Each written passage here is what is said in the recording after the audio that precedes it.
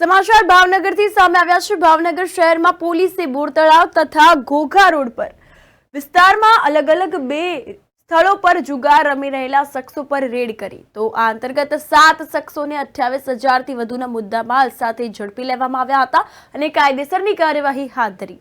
તો બોર તળાવ પોલીસ સ્ટેશનમાં વિસ્તારમાં સ્ટાફના માણસો પેટ્રોલિંગમાં હતા અને તે દરમિયાન બાતમી મળી હતી। તો બાતમીના આધારે શહેરના આખલોલ જકાતનાકા ઇન્દિરાનગર વિસ્તારમાં આવેલ રફીક ગેરેજવાળાના ખાંચામાં સ્ટ્રીટ લાઇટના અજવાળે જુગાર રમતા 4 શખ્સોને ઝડપી લીધા હતા।